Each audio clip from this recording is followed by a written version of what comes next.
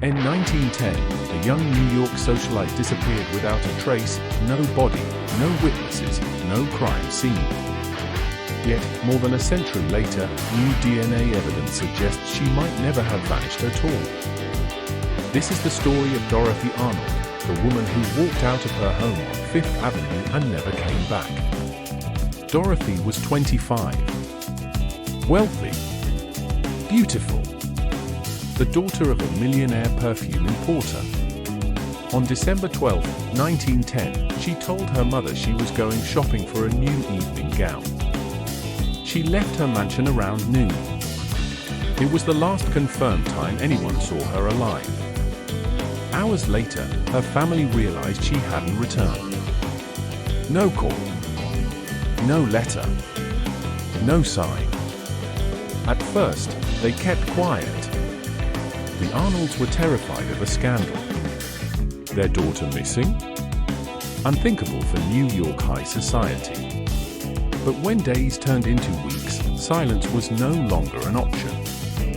Detectives searched hotels, hospitals, even morgues. Nothing.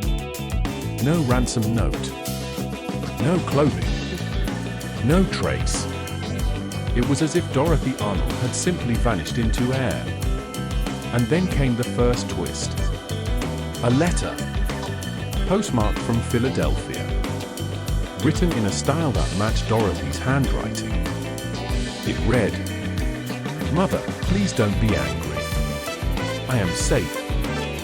But experts were divided. Some said the ink was too fresh. Others swore it was a hoax. And her father, Francis Arnold, refused to believe his daughter would ever write such a thing. He told reporters, "My daughter did not run away. Something terrible happened to her." Still, there was no proof. Then, something stranger. 2 years later, a witness came forward, a woman named Ruth Kruger. She claimed she saw Dorothy in a small bookstore weeks after her supposed disappearance. A cold case unit of the New York Police Department was digitizing old files when an officer found something unusual.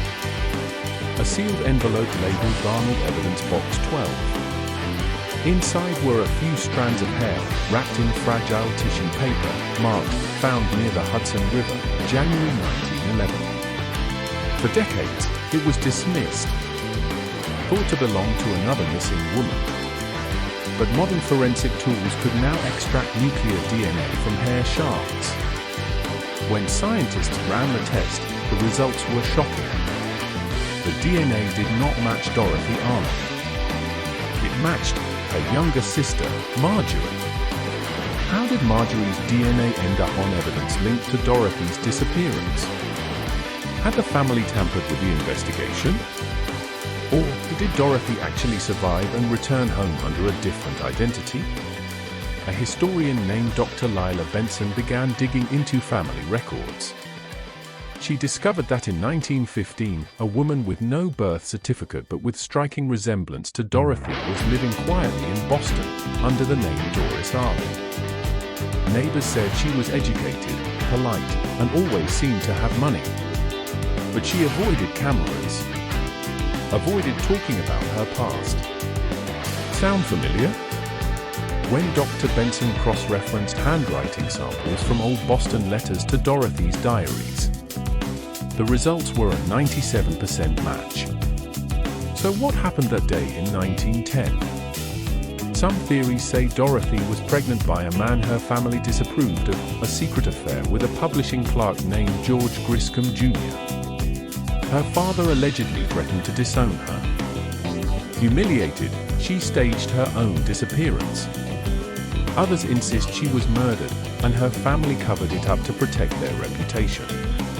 They even hired private detectives for years, spending over $100,000, yet never revealed what they found.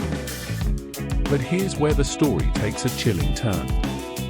Newly uncovered bank records from 1912 show large withdrawals made under Dorothy's name. Not once, but 3 times. From banks in Boston, Philadelphia, and Chicago. How could a missing woman be moving money across states?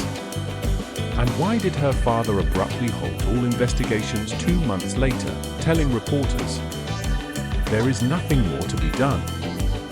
Some say he knew the truth, that Dorothy had chosen to disappear. Others believe he was protecting someone. But then, in 1914, a strange newspaper clipping surfaced in a Boston archive. It showed a woman arrested for shoplifting under the alias Miss Arlen. The woman refused to speak her name and paid her fine in cash before vanishing once again. No one ever saw her again. Until 2023, when an independent genealogist uploaded the Arnold family DNA tree to a public ancestry database and found a match in Massachusetts, a living descendant, tracing back to a woman named Doris A. Whitman, born 1916, Boston. Her mother's name? Unknown. Her photo? A perfect resemblance to Dorothy Arnold. Could Dorothy have fled New York, changed her name, started a new life, and raised a family under the radar for decades? Or was this just another red herring in a century-old mystery? Police have now reopened the file. DNA tests are underway.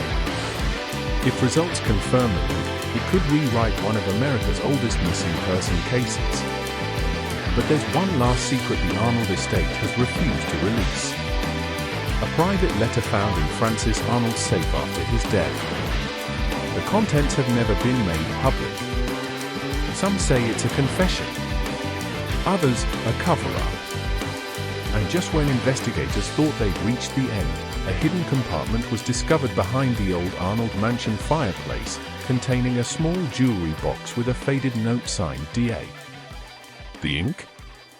Carbon dated to 1910. Was Dorothy alive all along? Did her family hide her secret to protect their name? Or did someone else write that note, someone who knew exactly what happened that December afternoon? The DNA results are expected to drop soon. And when they do, the truth about the vanishing of Dorothy Arnold may finally surface. Or it might just disappear again.